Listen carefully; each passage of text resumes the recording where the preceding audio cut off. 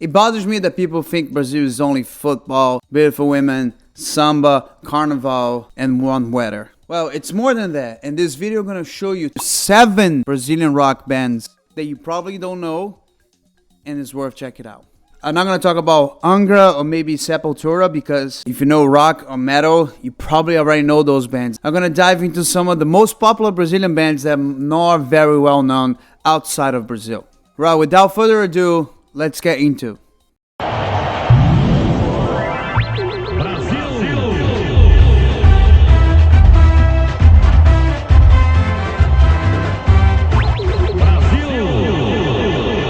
Charlie Brown Jr., forming 1992 in Santos, São Paulo. Yes, not only Pelé or Neymar came from Santos. Their sound mix influences from punk rock, skate punk, reggae, rap, and hardcore, creating a unique identity in the Brazilian music scene. They won 2 Latin Grammys awards, and they were one of the most popular bands in the 1990s and mid-2000s. They're led by vocalist Chorão, charismatic figure, and they had several members over the years, with Thiago Castanho, Marcão Brito, the 2 guitar players, Thiago Pelado as a drummer, and Champion as the bass, being the most notable musicians. They rose to prominence in the late 1990s and early 2000s with hits such as Proibida Pra Mim, Zóio de Lua, Lugar ao Sol, Só os Loucos Sabem. The lyrics addressed themes such as youth overcoming obstacles,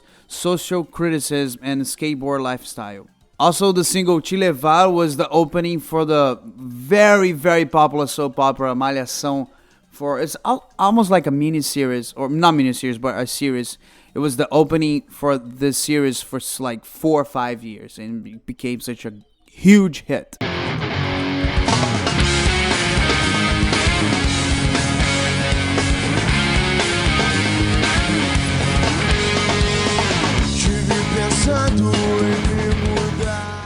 Band's trajectory was marked by success and turbulence, including change in the lineup and disagreements between members. In 2013, unfortunately, Chorão died, and a few months later, Champion left us as well. They had 10 studio albums, 1 EP, 3 live albums, and 9 compilation albums. And hard to say which one is my favorite, but check out Boca Ordinárias de 2002 and the MTV Unplugged from 2003. Charlie Brown Jr. is one of the biggest and most influential bands in Brazilian rock. CPM 22, they're from in 1995 in the city of Barueri from São Paulo, another band from São Paulo on the list. Their sound is heavily influenced by punk rock, melodic hardcore, and skate punk. The band started out playing in the underground scene and gained notoriety in the early 2000s with the release of the album, self-titled album, in 2001. Regina Let's Go e Tarde de Outubro being the biggest hits. Vocalist Badawi and drummer Japinha and guitarist Luciano Garcia are the most notable figures from the band, which Badawi is still to this day the vocalist. A couple songs that gained popularity throughout CPM 22's career was Minuto para o Fim do Mundo, Dias Atrás, Não Sei Viver Sem Ter Você. Consolidating itself as one of the main national rock bands, they won also 1 Latin Grammy. Facilmente não existe por aqui. Simplesmente não é assim como surgir. Posso até estar. They are still active to this day. They have 8 studio albums so far and a handful of live albums. I would say check it out. Felicidade Instantânea from 2006 and the live album from Rock in Rio from 2016. Skank, formed in 1991 from Minas Gerais, different state. Initially, the sounds heavily influenced by reggae and ska, but over the years, the band incorporated elements of pop rock, Brazilian music, and they became so popular with songs on soap opera, playing on the radio, like it became such an instant phenomenon.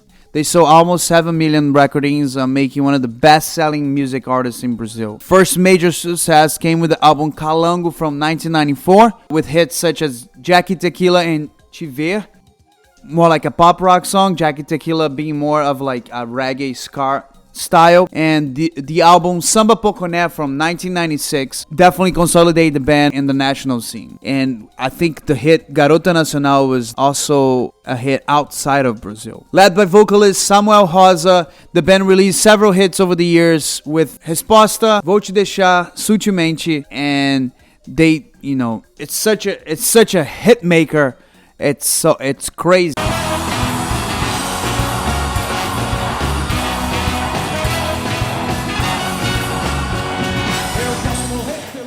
They had 9 studio albums, 5 live albums, and 4 compilation albums. In 2019, they announced a planned farewell tour that lasted into 2002, and they are not a band anymore, but their legacy lives on.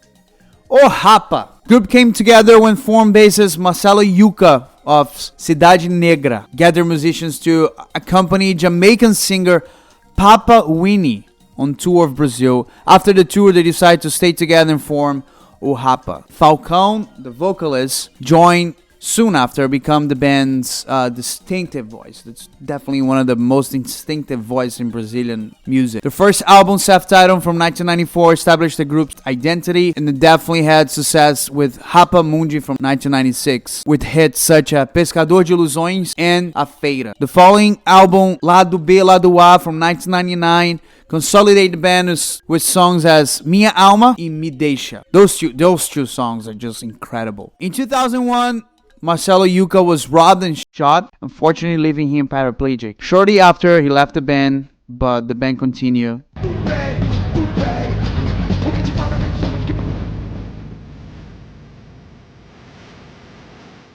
Some of the other songs, Reza Vela, Anjos, Pra Quem Tem Fé, Auto Reverse. Unfortunately, Marcelo Yuca died in 2019. Rappa has 6 studio albums and 5 live albums, a lot of singles and a couple compilations, and they officially end their activities in 2018. They are a big name for reflection, especially equality, and part of the resistance. Mamonas Assassinas. They were a comedy rock band style of comedy rock from Guarulhos, São Paulo. They mix rock, pop, forró, and sertanejo, more like a country, with humors and it's very irreverent lyrics. Dinho on vocals, Bento Hinotto on guitar, Samuel Rioli on bass, Sergio Rioli on drums, and Julio Hasek on keyboards. They were a cover band before they start playing their own sounds. They have one album, self-titled, from 1995, and it's just hit songs as Pelados em Santos, Vira Vira, Robocop Gay, and Shop Sentis. Just after this album, they become like such a big and phenomenal band. They sold almost more than 2 million copies of this album.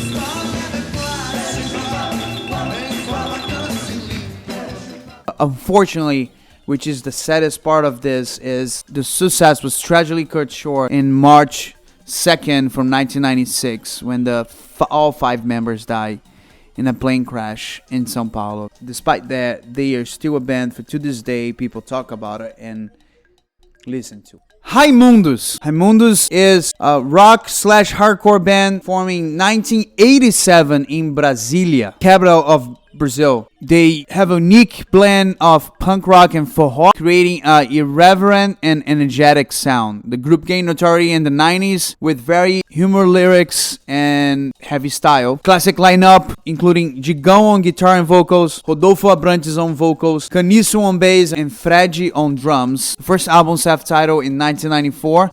There's hits such as Puteiro em João Pessoa and Selim, and they released Lavota Novo in 1995. It's Sono Forever's in 1999. On this album, there's the biggest hit of the band called Mulher de Fases, which is their biggest hit and one of the biggest rock songs of the whole Brazilian music scene.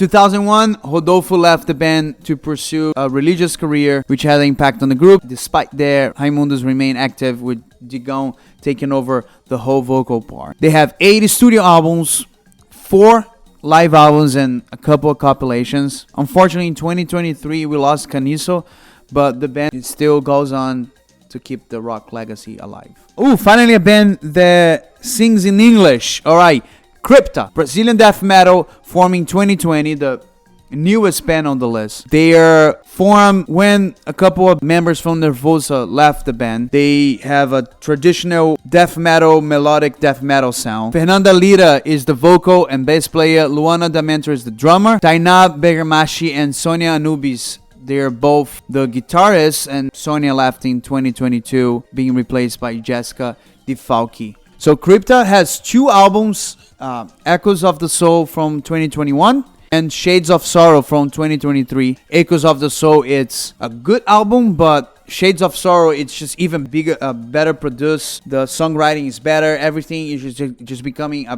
bigger and solid band. Because of this album, they got put on a big stage throughout 2023 and 2024.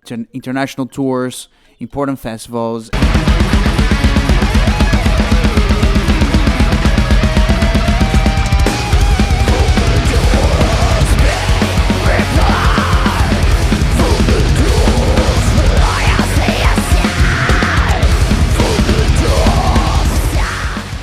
Crypta is one of the bands that keep growing. They keep growing on the global metal scene. The future is very bright for the girls. That's it. These were 7 Brazilian bands that are definitely not as popular outside of Brazil. But Brazil is not just cheese bread and barbecue. There's a lot of good stuff going on there. So if you like this type of video, drop a like, comment, subscribe, and let me know what kind of videos you want to see next. I'll see you next.